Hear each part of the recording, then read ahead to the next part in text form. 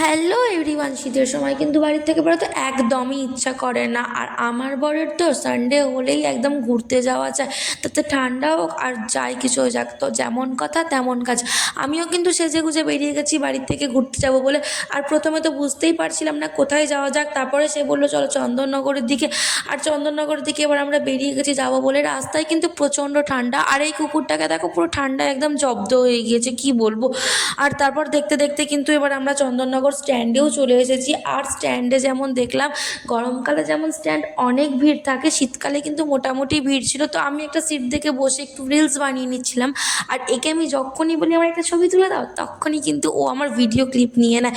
তো দুজনে একটু বসে গল্প করে নিচ্ছিলাম। আর এই যে এই নিচটাতে গিয়ে কিন্তু একটু ছবি তুলছিলাম দুজন মিলে। আর ও একটা চা নিল, কিন্তু জীবনে প্রথমবার আমি দেখলাম এরকম লেবু লঙ্কা দেওয়া চা। আমার তো একদমই চা খেতে ভালো লাগেনি। তারপরে আমরা চন্দননগর থেকে বেরিয়ে চুঁচুড়ার দিকে আসি, আর ও আমাকে একটা দোকানে নিয়ে আসে।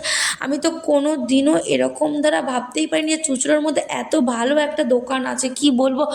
চিকেন উইংসের সাইজটা তোমরা দেখতেই পাচ্ছ, অনেক বড়। তো খেতেও কিন্তু অসাধারণ ছিল। তো আমার যেহেতু ভালো লেগেছে, আমি পাপার জন্য একটা, ভাইয়ের জন্য একটা নিয়ে নিই। আর প্রথমে তো আমার এটা কেমন লাগছিলো যে কেমন হবে না হবে, কিন্তু লাস্টে যখন খেয়ে দেখলাম অনেক ভালো লাগছিলো। আর এটার লোকেশানটা আমাদের চুঁচুড়ার প্ল্যাটফর্মের 3 নম্বর প্ল্যাটফর্মের নিচে একদম সামনেই আছে।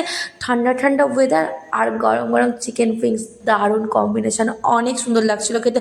তো রাত হয়ে গেছে অনেকটাই, এবার আমরা বাড়ি যাবো। আর বাড়ি যাওয়ার সময় আমাকে এত গলি গলি দিয়ে নিয়ে যাচ্ছিলো, আমি ওকে বলছিলাম তুমি আমাকে হারিয়ে না দাও। তো তারপরেই কিন্তু দুজন মিলে অনেক গল্প করতে করতে, মজা করতে করতে এবার বাড়ির দিকে আমরা চলে যাব। তো অনেক রাত হয়ে গেছে আজকে, কী যে বলবো। আর এই যে জায়গাটা দেখে তোমরা বুঝতেই পারছো যে আমি বাড়ির সামনেই চলে এসেছি। তো বাড়ি গিয়ে আমি নামাজ পড়ে নিই, আমার নামাজ পড়া বাকি ছিল।